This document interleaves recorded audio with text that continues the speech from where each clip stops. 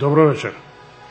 Продолжуваме со серијата Македонија земја на Божјата мајка или Светот на Божјата мајка, со истиот поднаслов како и во изминатата емисија древните македонци биле писмен народ. Нема да ги повторуваме оние работи кои што досега ги презентиравме, ние и досега видовме дека древните македонци биле писмен народ, тоа се гледа како од пишаните извори, така и од презентираните артефакти досега. Само ќе продолжиме со овие. Според светската историографија, но и нашата домашната, македонците, а и сите останати словенски народи се описмениле релативно доцна во 9 век. Први кои создале словенската писменост, според овие теории, биле браќата Кирил и Методи. Ние денес за Кирил и Методи нема да зборуваме, низменото дело е познато, секоја чест. За нив, ние ќе зборуваме за писменоста пред Кирил и Методија, писменоста на древните македонци. Веќе се одржа досега 4-тиот конгрес на предкирилска писменост, што го организира Руската академија на науките и уметностите, на која се презентираат голем број документи за писменоста не само кај македонците, него и кај сите останати словенски народи и пред Кирила и Методија. Таа лавина на презентирање нови докази не може никој веќе да ја сопре. Но да почнеме со презентација. Ќе почнеме токму од житието на Свети Константин Кирил, во кое децидно се вели: Константин Кирил во Херсон најде Евангелие и Псалтир пишуван со словенски букви на словенски јазик и најде човек кој го зборуваше тој јазик и зборуваше со него. И ја прими силата на словото. Ова е дециден доказ дека и пред тоа словенските народи биле писмени. Во скандинавските извори писмото на руните се нарекува вендеруни, што значи венски руни. Самиот збор руни има своја етимологија: руни, руња, риење, врежување. Тоа значи пишување со врежување. Многу личи на оние црти и речки кои се припишуваат на словените или на оно искажување на Диодор од Сицилија за врежаните први знаци со кои што се користел Лин, учителот на Орфеј и Тамир, како и Пронапит, учителот на Хомер. Морфологија на руското писмо е иста онаа со Винча и со Горвалево од Скопје и таа му припаѓа на словенскиот систем на напишување. Во Кремничката област, во Маđарска, на границата со Словачка, пронајден камен од 3 век, исто така напишан со словенски букви на словенски јазик. Мауро Храбан, епископ на Мајнц, кој што живеел од 776 до 856 година, напишал дело за писмото, во кое што наведува дека нашол писмо од Етик Истар, напишано со словенски букви на словенски јазик. Тој живеел во 4 век и бил скит и пишувал и зборувал на словенски јазик. Етик Истар напишал дело за космографијата, која подоцна го превел Свети Јероним, кој со него се користел низ Далмација. Значи, гледаме уште во 4 век на овие простори екзистирало писмото кај нашите древни предци. Ѓакомо Грималди, уште 1617 година, во својот каталог подреден број 52, ќе забележи една икона на Свети Петар и Павле, која се наоѓала во црквата Свети Петар во Рим, се до 6 век, кога е тргната и е ставена во одделението за старини. Таа потекнува од првите години на христијанството и на неја се испишани словенски слова. Бар така наведува Ѓакомо Грималди уште 1617 година. Персијскиот историчар Хорезма Фахридин во своите дела забележал дека хазарите уште во 8 век при продорот на Кавказ го примиле писмото од словените. Тоа писмо вавилонските талмудисти го нарекувале Асура. А токму од ова Асура, значи од ова писмо, како што наведува Фахридин Хорезма, преведена е на халдејски и од неја е создадена Тората 395 година. Што значи, како што наведува Хорезма, и сам себе си се прашува, дали може би словените не го предале писмото на хазарите многу порано. Полскиот крал Болеслав Храбри 118 година го зазел Киев. При тоа, тој однел и уништил многу документи, меѓу кои и еден предхристијански летопис, наречен Великое летописание, како и Библија, напишани на словенски јазик, се разбира, бидејќи таму се знае кој живеел и кој живее и ден денеска. Теодор Момзен, уште 1850 година, нашол една теракота со надпис, а 1854 година Таде Волански, коментирајќи и анализирајќи ја истата, наведува дека е напишана на словенски јазик и дека таа представува посведува со буквален превод на Херакле Словенот. Тој тоа го смета за прв документ во кој што се споменуваат словените. Очигледно не ги знаел златните плочки од Пирги.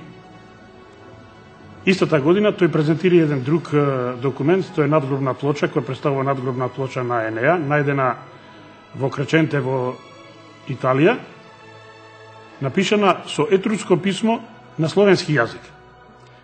Сите овие податоци сме се од книгата на Радивој Пешич, Винчанско писмо и го обвинувам молкот. Сите знаеме кој е Радивој Пешич, голем научник, голем истражувач, кој го откри и го дешифрираше писмото од Винча, меѓутоа тој се осврна и на писмото од Гаврилово, кое може би е уште постаро. Иначе не е неук човек Радивој Пешич, тој е професор на Миланскиот универзитет.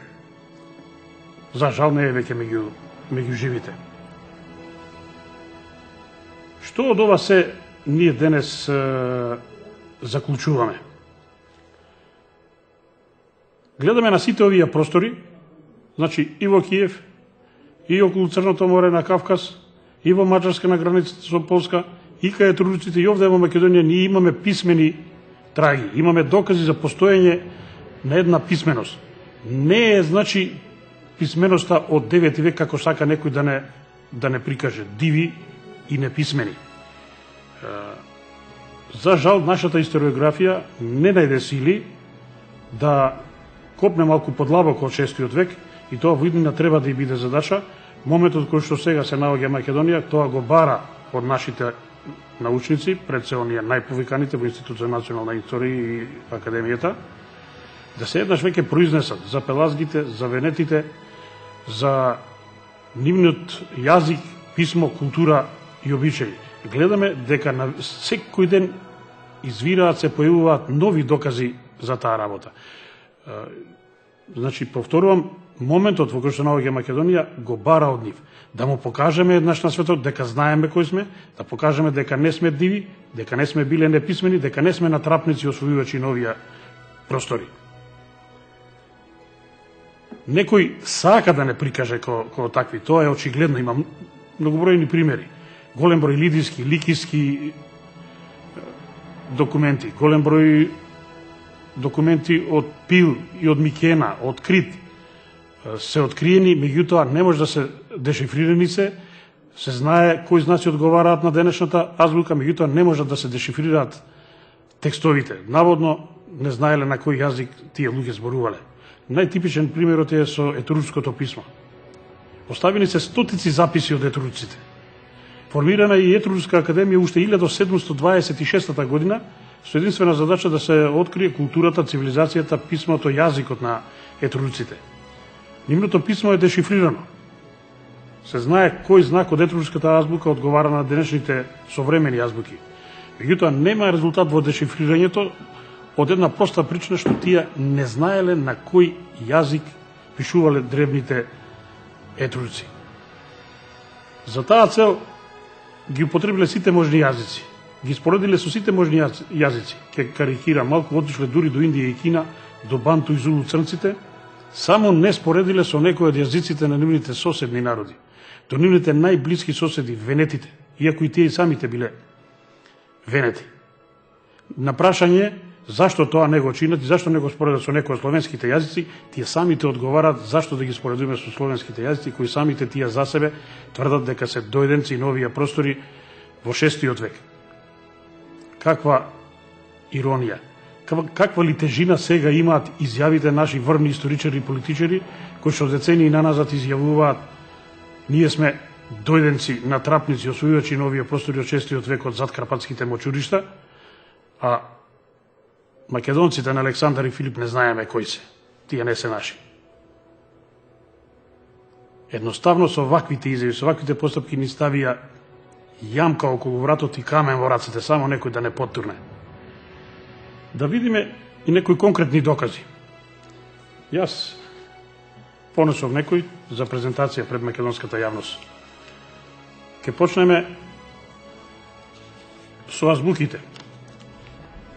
Многу мина автори ги презентирале азбуките на венетите, етруците, лидиците, ликиците, венетите и така натака. Ово изводок од книгата на Радивој Пешич, Винчанско писмо, на неа ќе можат гледачите да ја видат. Тука е винчанското, тука е етруското, венецкото, феникиското, румското. Гледаме, сите тие се слични едни на други како јајце на јајце, што е многу интересно. Имаат многу сличности и со денешната наша азбука. Веќе го презентиравме, не е на одве да го презентираме уште еднаш, фреската, етруската фреска од 6. век пред Христа, на која е насликан богот Перун. Има и запис на него. Тоа е троглавиот бог кој што ние наводно сме го донели од зад Карпатите во 6. век. Но гледаме овдека 1200 години пред тоа екзистирака етрусците. Наредниот елоп е една од двете златни плочки пронајдени во Пирги, Италија, исто така остаток останати од етруците, 6. век пред Христа.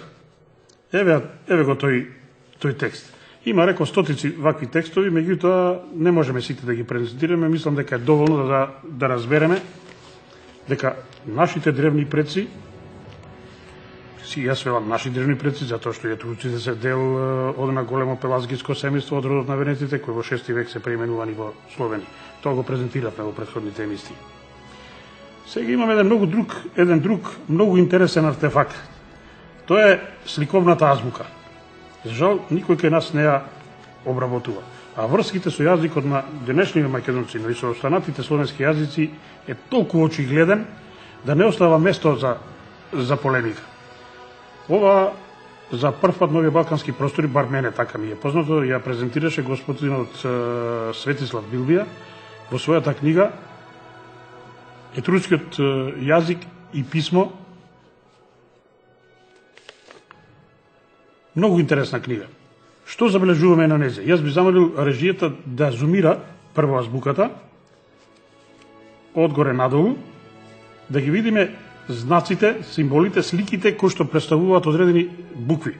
И да видиме дали можеме тука да најдеме некаква врска со јазикот на денешниве македонци и се разбира на останатите словенски народи.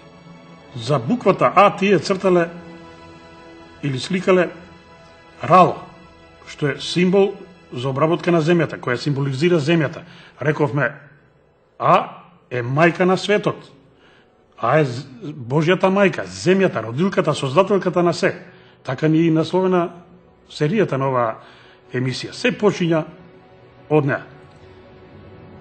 Втората е Б, тоа е боравиште. Гледаме на сликите насликан објект каде што човекот борави, работи. Натаму гледаме буквата Г која представува или глушт или гребало. Гледаме следната Д, насликан дом. Понатаму ќе видиме за З се сликало змија, за И игла, за К канџа, за Л лакт или лист, за М море се гледаат таласите, за С стебло, за О око, за П порта и така натака, да не ги редам сите. За Т глава од теле. Што е овдека интересно? И кај ги наоѓаме врските? Значи, кога сакале да напишате на буква, тие насликувале една слика. Кога ќе се изговори таа слика, првата буква од изговорениот збор она што го гледаме, ако го изговориме, првата буква е соодветна на денешната азбука. Меѓутоа да добиеме правилен резултат, тоа треба да го изговориме на денешниот македонски јазик, тоа значи дека бил ист и оној на древните македонци, но да не бидам неправеден, исто и ако се тоа изговори на јазиците на останатите словенски јазици. Што јасно зборува за луѓето која создале оваа азбука и јазикот кој што тие го говореле. Овие азбуки се најдени на Крит и во Микена, значи на Пелопонес, но и низ целиот Балкан, низ цела Македонија. Да видиме еден пример, како би тоа изгледало. Ја молам режијата, првата графика да дае, на која имаме насликано стебло, игла, глава од говедо, јас би рекол теле, бидејќи означува буквата Т, и око. Изговараме стебло, првата буква е С. Изговараме игла, првата е И. Изговараме теле, првата буква е Т и око, првата буква О. Што добијаме? Сито. Значи, древните македонци и останатите словенски народи, ако сакат да запишат сито, тие ќе насликале стебло, игла, глава од теле и око. Или уште еден пример.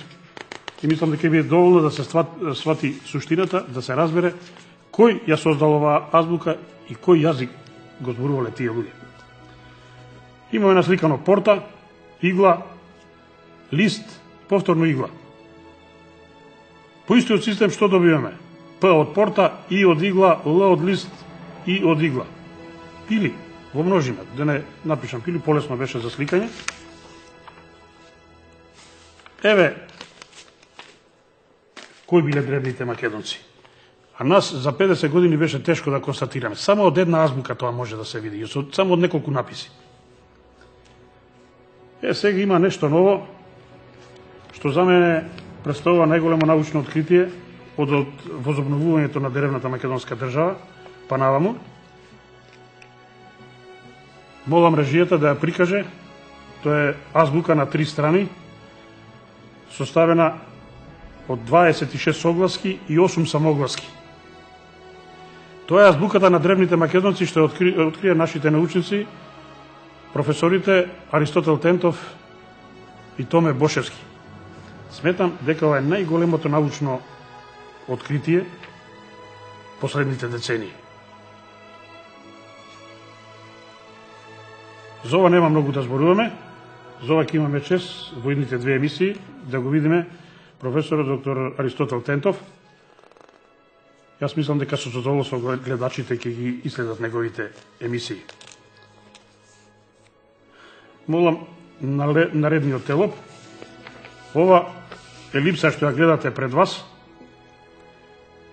според мене и некои луѓе со кои што заедно работиме, излегуваме на терен, истражуваме некои работи. Пред се за тоа е заслужен господин Тентов и младите негови соработници, пред се тие млади соработници. Гробница во Свети Николско, по нас е гробница, го пријавивме во надлежниот музеј да биде заштитен како археолошки локалитет, бар ние така мислиме, затоа што на него се гледа запис од древните македонци. Значи елипса 90 метарска, попречник негде 45-50 метри и со канал ископане таа елипса со еден канал направен древниот македонски знак, древните македонски букви и за нив повеќе нема да се впуштам во работата на Тентов. Тој тоа ќе го објасни во една од двете наредни емисии. Наредниот телоп имаме еден крст од музеот во Свети Николе со знаци исто така од древното македонско писмо. И тие ќе бидат објаснати во една од наредните емисии.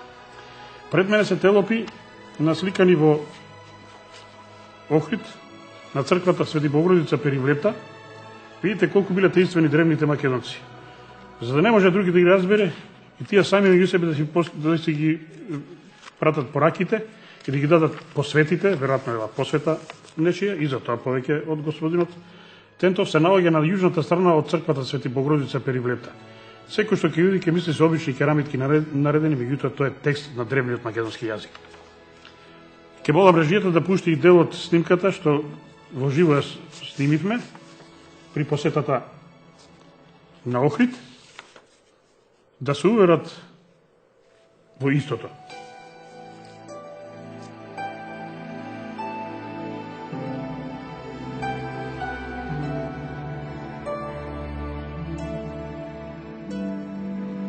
Како клучен артефакт, доказ за писменоста на древните македонци, го посетивме Охрид и јас ќе замолам режијата да ги пушти тие снимки, што ги направивме таму, да видиме што тие зборуваат за древните македонци и нивната писменост.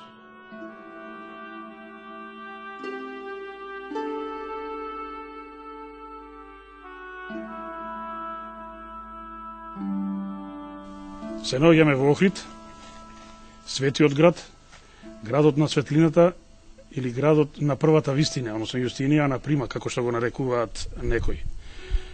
Која е таа прва вистина, која што ни ја загатна Милош Линдров во неговата книга Забравениот Кадмо, во некоја друга прилика, ние сме денес овде дојдени за нешто друго. Дојдени сме да потрагите на писменоста, како што сите знаеме, Охрид е центарот на писменоста, била центарот на словенската писменост. Јас би рекол нешто пошироко, тука сме да ги откриеме трагите по однос на тоа. Се наоѓаме на Плаушник, најсветото место во Охрид, каде год да се копне наоколу, нема една педа земја, а да од неизе не извира, не блика светост. Која год куќа да се копне, да се гради, излегуваат темели од црква или некој рано христијански храм. Не постои и црква каде што ќе се копне испод нејзе да не излезе друга црква. Затоа за мене ова е правиот Ерусалим. И секогаш кога доаѓам во Охрид, доаѓам на ова свето место, да си ги наполнам батериите. Овде некогаш чекорел Свети Климент со неговите 3.500 ученици. Уште во 10-тиот век. Затоа со право може да кажеме дека ова е првиот универзитет во Европа. Најмалку 200 години пред оној во Болоња. Овде е центарот, рековме, на писменоста, но не само на словенската и не само до 9-тиот век. Значи, дојдовме тоа да го докажеме. Што гледаме овде од Плаушник? Го гледаме на јужната страна до Охридското езеро Свети Наум, од левата страна Горица или Маслиновата гора, позади мене, позади овој прекрасен храм, возобновен во блиското минато, позади е градот на Хермес, Хермелија, се претпоставува дека се наоѓа негде изнад Свети Еразмо. Тој е единствениот град во Европа што го носи името на богот Хермес. Меѓутоа, за нас е многу интересен еден друг познат охриѓенец, тоа е Лин, го спомнавме во претходните емисии, учителот на Орфеј и Тамир, но во исто време и учител на Херакле. Својот живот и го изгубил од Херакле, од немирниот Херакле, и Лин се наоѓа на западната страна до Охридското езеро, денес во Албанија, на границата со Македонија, точно до селото Радожда. Значи, видовме, Лин ги подучувал луѓето многу поодамна, многу пред 10-тиот век. Но има една друга позначајна личност овде во Охрид, најпознатиот охриѓенец според мене, кој што нас денес не интересира и за кого ќе говориме. Тоа е Кадмо. Кадмо е основачот на градот Охрид, според Диодор од Сицилија, значи не е обична личност. Тој е феникиец. Феникија, мораме да кажеме дека не е само во Мала Азија. Видовме во претходните емисии дека сите народи кои што живееле на Балканот, живеели во Мала Азија, односно делови од тие народи се преселиле во Мала Азија. Така е со бригите, кои тамо се нарекува фриги, така е со венетите, кои тамо се нарекува енети, така е со ликиците, Лика овде, тамо Ликија, Карантанија овде или денешна Словенија, тамо Карија и така натака, да не набројуваме. И со Феникија е така. Ова некогаш било центарот на Феникија. Повеќе за тоа, секој може да земе книгата, тетралогијата на Ташко Белчев, професор доктор Ташко Белчев, 4000 години македонска цивилизација, писменост и култура, тој дава повеќе објаснение за феникиците. Старото име на Јанина, за оние што не знаеле, денес во Грција, е феникици. Тоа е доказ дека тие живееле овде. Феникиците се исти народ како и венетите. Венетите се дел од големото пелазгиско стебло, во 6 век преименувани во Словенија. Значи тоа сме и ние македонците. Затоа Кадмо е дел од нашата македонска историја.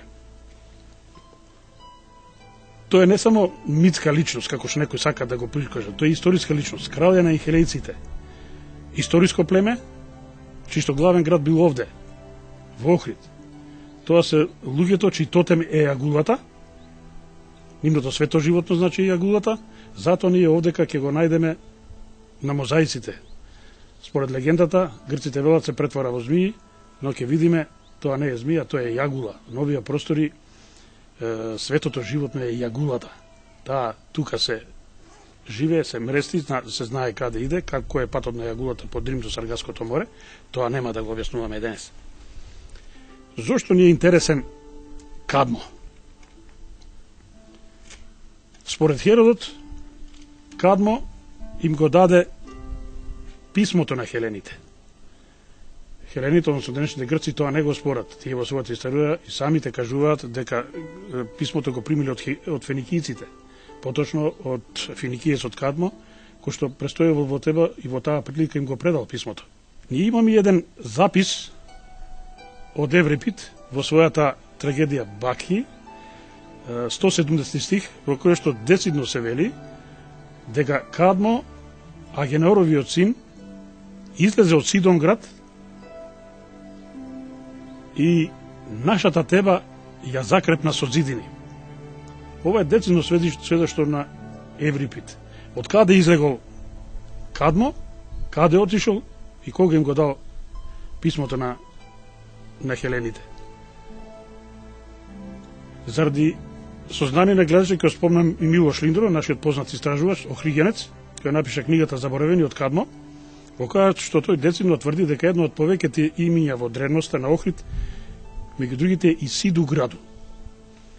Нас не интересира дали е овој Сиду граду истиот со оној Сидон град за кој што зборува Еврипид и другите древни автори.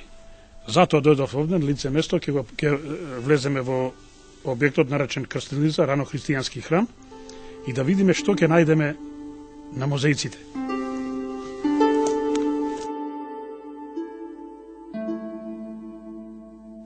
Значи се наоѓаме на малиот мозаик на плаошник. Тоа е објект наречен Крстелница, датиран како рано христијански храм. Што нас овде не интересира? Не интересира делот од мозаикот каде што е представен Кадмо, според приказната, според легендата, што целиот свет ја знае, тој кога умира се претвара во змија, така велат грците, меѓутоа секој охригенец ќе ви каже дека тоа е јагулата. Разбирливо и зашто јагулата е светото животно на древниот народ инхелејци кои што овде живееле и чиј Кадмо бил крал. Значи, го гледаме Кадмо, ова е големата темна змија, како примирачката се претвара во јагула. Истото и со неговата жена, тоа е помалата јагула представена, тоа е Хармонија, неговата сопруга, кој таа се претвара во јагула и нивниот живот продолжува во Охридското езеро. Што друго гледаме на овој мозаик? Ја гледаме и другата поголема јагула во блажена состојба, го гледаме сонцето во средината на нејзината утроба. Значи, ова јагула, која што е во блажена состојба, е Земаила или Земела, керката на Кадмо и Хармонија, бремена со Дионис. Дионис сите знаеме кој е. Во средината го гледаме лавот, символот на древната македонска држава, еден од символите, кој што го представува земното сонце. Древните македонци го налекувале Арслан или Арслан. Денес велат било турцизам во нашиот јазик. Меѓутоа, нашиот јазик открива се. Ако се разложи зборот Арслан, добиваме Ар, земја и Слан, сланце.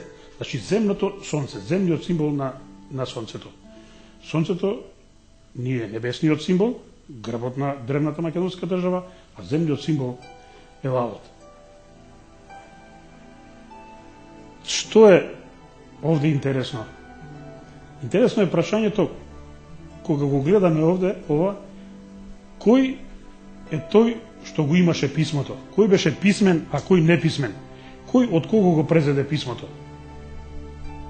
И дали може сега да кажеме дека нашите древни македонци биле неписмен народ и некој друг што дошол од Египет или од не знам каде ги описмени? Заклучете и сами. Видовме мозаиците на Плавошник во крстилницата.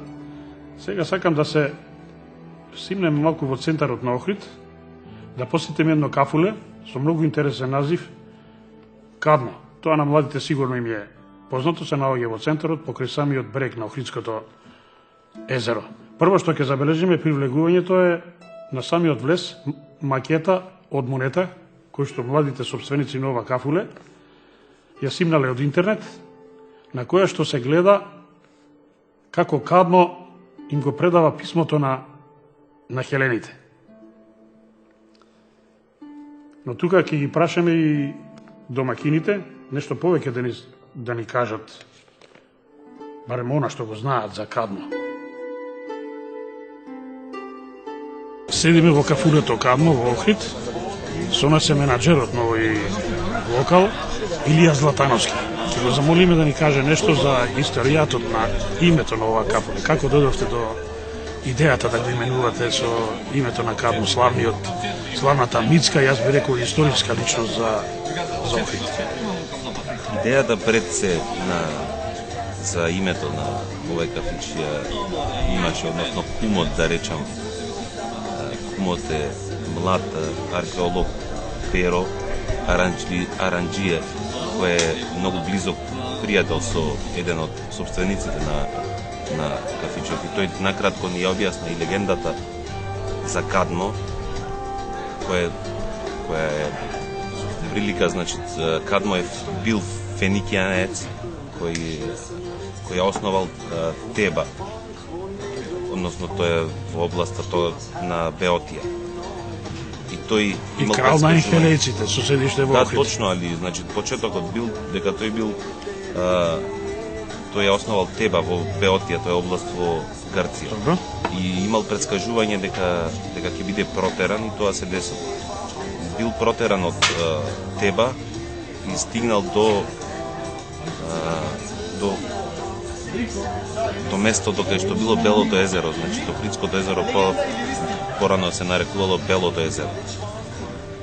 Таму живееле луѓето енхелеи, односно енхелејците, луѓето јагули.